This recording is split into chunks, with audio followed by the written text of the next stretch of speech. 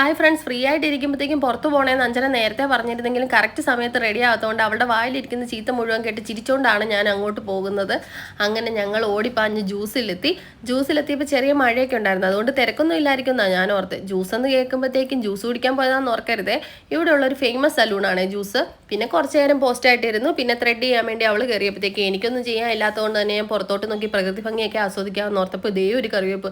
ഈശ്വര, എന്തോരം കറിവേപ്പില്ലേ ആ ഫ്ലാറ്റിൽ, ഇതൊന്നും കിട്ടാനില്ലല്ലോ എന്നോർത്ത് വിഷമിച്ച് നിന്നു. പിന്നെ ഞാൻ എൻ്റെ ഫോട്ടോയും വീഡിയോയും ഒക്കെ എടുത്ത് ആനന്ദ നിർവൃതി അടഞ്ഞു. അപ്പോഴത്തേക്കും ആ നിലവിളി ശബ്ദം ഇടോ എന്നും പറഞ്ഞ് അഞ്ജന ചാടി കരഞ്ഞുകൊണ്ട് എണീറ്റ് വന്നു. പോകാലോ എന്ന് ഓർത്തപ്പോഴും പോകല്ലേ ലച്ചു, എനിക്ക് കുറച്ച് കാര്യം ചോദിക്കാനുണ്ടെന്നും പറഞ്ഞ് ബോട്ടോക്സിൻ്റെ കാര്യം കരഞ്ഞുകൊണ്ട് തന്നെ അവൾ ചോദിക്കുന്നുണ്ടായിരുന്നു. പിന്നെ പുറത്തിറങ്ങിയപ്പോൾ മഴ ആയതുകൊണ്ട് ബാഗും തലയിൽ വെച്ച് അവരുടെ കടയിലേക്ക് നടന്നു. അഞ്ജനയുടെ കടയിലെത്തിയപ്പോഴത്തേക്ക് അവിടെ നല്ല ഉള്ളിവട ഇരിപ്പുണ്ടായിരുന്നു. അപ്പം നിനക്ക് വേണമെന്നും ചോദിച്ചുകൊണ്ട് അവൾ സ്വന്തമായിട്ട് അങ്ങ് കഴിക്കുവാണേ ഉള്ളിവട. പിന്നെ ഞാൻ കരഞ്ഞ് കാല് പിടിച്ചപ്പോൾ എനിക്കൊരു ബൂസ്റ്റൊക്കെ വാങ്ങി തന്നു. പിന്നെ ബൂസ്റ്റും കുടിച്ച് അവിടെ നിന്ന് ഇറങ്ങി.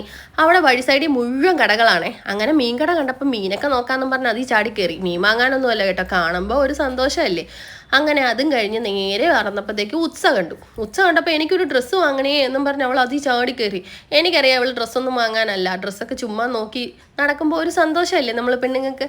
അങ്ങനെ അവൾ ഡ്രസ്സൊക്കെ നോക്കി ഡ്രസ്സ് ട്രയൽ ചെയ്യാൻ പോയപ്പോഴത്തേക്ക് എനിക്ക് പ്രത്യേകിച്ച് പണിയൊന്നും ഇല്ലാത്തതുകൊണ്ട് ഞാൻ കമ്മലകളും മാലകളും ഒക്കെ നോക്കി ഇങ്ങനെ നിന്നപ്പോൾ തന്നെ സെയിൽസ് ഗേളിൻ്റെ മുഖം മാറിയിട്ടുണ്ട്. അവർക്ക് നന്നായിട്ട് മനസ്സിലായെന്ന് തോന്നുന്നു ഞങ്ങളിതൊന്നും വാങ്ങാൻ ചെന്നല്ലെന്ന്. പിന്നെ ഓണത്തിന് ഈ ഡ്രസ്സ് എടുക്കട്ടെ എന്നും പറഞ്ഞ് നിന്നോൾ അവളോട് എടാ ഇനി നിന്ന് അടി കിട്ടുമെന്നും പറഞ്ഞ് അവളെ പിടിച്ച് ഞാൻ വീട്ടിൽ ചെന്നു. അപ്പോൾ ടാറ്റാ ബൈ ബൈ.